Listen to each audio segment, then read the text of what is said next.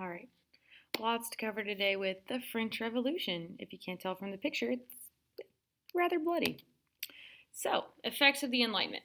Ideas on government inspire calls for democracy. So, remember Locke, Rousseau, Montesquieu, Hobbes, they're all looking at government and saying, it's not that awesome. Like, you're not fulfilling our social contract. You don't have separation of church and state. You're not doing anything we actually need you to do. Hobbes is probably the only one that's okay with this. So, next you have the American Revolution. That was successful, mostly thanks to France in a lot of ways. So the Americans were doing fine, but they really couldn't stand against Britain for overly long because they didn't have the guns or the finances, and nobody else was helping them because they're not technically a nation. So you don't want to invest in something that may or may not come true. So France, who's still mad at Britain over the 7-Year War, was like, no, we got this. So they sent money, they sent guns, and they were like, here you go. And so the Americans won and ended up revolting. It was great. So that's how we got here. And then you have some rebellions in Latin America that are coming and starting up right before France. And then there's unrest in France. Once again, 7-Year War caused lots of people to be starving. The nobility pay no attention at all to the peasants and the working class. Like they're starving in the streets. They're being used as soldiers. They're overtaxed. The king's living in a high palace without any regard to anybody else. It's not a good time to be alive for now. So France society is split into 3 class systems called estates. So this is social pyramid. This is the social hierarchy of the world. You have the first estate, Catholic Church officials and clergy. So whoever is part of the Catholic Church, you're in this category. The second estate is your nobility and aristocracy. So aristocracy is basically wealthy people that own land that don't have a title. Like they're not Sir, Duke, Duchess, they're not any of those things, but they do still have a bigger say because they have land and they have a lot of money. Your third estate is 2 groups, technically. The bourgeoisie, which is a vocab word. Let me say this one more time. The bourgeoisie, it's where you get bougie from. They're educated city lawyers, doctors, and businessmen. So basically, you're upper class. They don't own land, but they're upper class and they're educated. Underneath them, you have the peasants and the farmers. And what goes down here is that the first estate doesn't pay taxes. The second estate doesn't pay taxes. The third estate is the only one that pays taxes, and they have the least amount of money. So, here we go. First estate with our clergy, only 1% of population, and they own 10% of the land, and they pay no taxes. It's not, that's just not a good plan. Second estate is their nobility and aristocracy. They're 3% of the population. They own 20% of the land. They also pay no taxes, and they're going to control government and live off collected tax money. So they collect taxes from the poor. They get the land and the produce from the poor, and they get to control the government without paying for anything. It's definitely not fair at all. And then underneath them is the third estate with 95% of the population, which that math doesn't quite work out, but it's okay. We're going to assume the other half is just undocumented. They have almost no say in the government, just a little smidge, not a lot. They pay all the taxes and they have to pay tithes to the church. So like 10% of your income goes to the church, 10 more percent goes to the taxes. You might be drafted in a war, you have to work to the bone. These are your everyday common people. It's the majority of your population that has limited say in the government. Up against them, you have King Louis XVI, so the grandson of King Louis XIV. Louis XIV was a good absolute monarch. Like, he put France on the map as a cultural center. Louis XVI, however, had grown up, and he's kind of like that spoiled child that doesn't understand that money doesn't grow on trees. He's had a lot of an easy life. So he has a huge debt from the Palace of Versailles because they're continuing to build it. Louis XIV left them in debt from that, and it's just gotten worse. Like, his wife is the one that built the imaginary village that she could go play in her silk dress and, look after her perfectly cleaned sheep that somebody else spent time cleaning and walking and making sure it's gentle so that she could pretend to be a shepherd living in the pasture with their romantic poets. That's a lot of money and super wasteful when your people are eating sawdust to survive. He's a weak ruler. He doesn't quite have the authority that his grandfather has. He doesn't have the connection with the lower class people. So although he has absolute authority, he's very out of touch with reality. and he attempts reforms, but mostly they fail due to the nobility. So he's not against enlightened thinking. He's trying, just like Maria Theresa and Frederick II. He's looking at those enlightenments and he's like, yeah, we should try that. But the nobility are like, absolutely not. You're not going to take our power. And he's like, oh yeah, sorry, I guess I won't do that. So the nobility aren't super happy with him, but they can keep him in line. So who loses in that situation is the peasants, the bourgeoisie, the peasants, that third estate. Wife of Louis XVI is Marie Antoinette, the one I was just talking about. She's Queen of France. She's a major spender. Once again, she was a princess before she was a queen, and she didn't have a money problem. Let them eat cake is supposedly her final words, but there is absolutely nothing that suggests she ever actually said that. And what she meant was eat sweetbread. Like, I'm eating bread. Why can't they eat bread? Because they have no bread to eat. Because they have no concept. Like, Versailles is outside of Paris. They're not even in the major cities anymore. They're living their own life out in the country, away from people and away from the realities of the world. I am not going to screw his name up so bad, but I'm going to go with it's Abbé Sieyès. My French is awful. But he is a member of the Estates General. So the Estates General is basically a parliament that meets, and everybody's supposed to have some say in this. So the first estate, the second estate, the third estate all have a say. They have 3 voices, right? 3 voices in the Estates General. And he inspires the third estate to try to get more power. He's like, hey, we're 95% of the population. We should have more than 1 vote against there, too. And his quote is, what is the third estate? Everything. What has it been in the political order? Nothing. What does it desire to be? Something.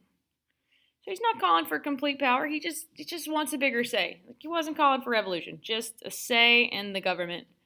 Because what goes down is that you get 1 vote per estate. So the first estate and the second estate are on the same team, and they always vote out the third estate. So the majority of the population, 95% of the population, is not getting a say in the government at all. They rarely meet because they don't have to. And it's just a very broken system. It's kind of like when they didn't meet for the English Parliament for 10 years. The estate generals can meet whenever they want, and they choose not to meet. And when they do, the third estate's like, hey, we're starving in the streets. And they're like, yeah, that sucks. Anyway, let's pass this new tax. Oh, you agree? I agree. Okay.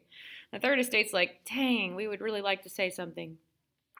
So what goes down is they're in the Estates General, and with Abbé Sieyès' guidance, they're like, hey, we would like to talk about things. And they're like, no. And so they break for lunch. I put that in parentheses. You can't see that, but like, pretend quotation marks, like, break for lunch. And they're like, oh, y'all go first. And the third estate walks out, and they shut and lock the doors behind them. So they basically kicked them out of their version of parliament. Just not fair. So the third estate, furious that this is happening, because now, like, their vote isn't even symbolically important, they go to a tennis court, indoor tennis court, because that was popular at the time, and they take the tennis court oath, which is an oath to do better. So, like, we have rights. It's very similar to the Declaration of the Rights of Man and of Citizen. Like, it's similar to the Declaration of Independence. Like, we have rights. We have rights. We have thoughts. We deserve more authority than this. Stop starving us. Stop ignoring us. Stop taxing us. Stop sending us off to die in war. You know, all the things. Basic human rights. This is the tennis court oath. And they create a national assembly. So this is an opposition to the Estates General. So now we have a national assembly of all of these particularly bourgeoisie people. It's not so much the farmers and the peasants, it's the educated bourgeoisie that lead this. But the bourgeoisie were for writing things down and getting things done in like a government manner. The peasants, who also make up the good portion of the third estate, did not quite understand that because they're not educated and they're very far removed from government and politics. So they riot. So they break into nobles' homes, they steal their stuff, they burn them down, they take the food from the farms. I'm not opposed to this. Sounds like a good plan when you're starving and somebody won't stop taxing you. But it's not quite what the bourgeoisie had in mind. But it's going to work. It's going to be just fine. So they end up storming the Bastille. So the Bastille is a prison and armament in the middle of Paris. It's kind of cool. It's all right off the river. And it's where they keep their most dangerous prisoners or political prisoners, and where they keep most of their weapons. So it's an armory, a prison, a symbol of the state, a symbol of oppression. So the peasants leave the farms and decide to take their show on the road, go into Paris, and take over the Bastille. So they get all the guns from there, and it is the beginning of the revolution, July 14, 1789. Let's say this again for the people in the back or the people falling asleep. Storming of the Bastille is the beginning of the revolution. There's things that lead up to the revolution. There's things that inspire the revolution. This is the by-the-book beginning of the revolution. And it leads to the Reign of Terror. It's highly frowned upon. Robespierre begins the Reign of Terror. So he ends up getting in power. He was part of the Third Estate and then part of the National Assembly. And he takes control instead of the king. He imprisons the king, Louis XVI, and Marie Antoinette. And he ends up executing enemies of the revolution using the guillotine, which is awesome for everyone that's not under the guillotine. So it's basically a giant razor blade that gets dropped from 10, 20, 30, sometimes 40 feet, and it just cuts your head right off. It's super, humanely kind, I guess. It's humane. I mean, if an axe was coming, it might take 3 or 4 shots to get your head off. This is going to take it right off. It's like a haircut that got a little too close. And they're going to execute anybody against the revolution. That's why it's called the Reign of Terror, because if you don't like where this is going, you also go to the guillotine, even if you're not a supporter of the monarchy. So many nobles were executed, even some of the bourgeoisie, anybody against Robespierre and his idea of what this should be. And if you didn't pay attention for the alignment, you can understand there's at least 4 or 5 different ideas of what a government should be and should do and how it should happen. So if they can't even agree, try getting 1,000 or more people to agree on one way that the government should happen. So the man with the guillotine gets to make those decisions. And he finally gets kind of put away with the Committee of Public Safety. So the Reign of Terror comes to an end with George Danton, who slowly takes over after Robespierre gets publicly acknowledged as a psychopath. They're questioning him, and George Danton steps into that role, takes over. He starts the Committee of Public Safety, which is like, hey, we're not going to kill you. We're not actually going to kill you. And it's designed to suppress opposition inside and outside of France. So it's deceptively kind, because although it says they're trying to keep you safe, they're really trying to keep the new government safe. They're going to suppress opposition to the government from inside and outside France. And the best way to do this is to get rid of any other options. So they're like, hey, we're not going back to a monarchy. So they end up executing King Louis. They find him in Versailles. He's hiding. They take him. They cut his head off, him and Marie Antoinette on the guillotine.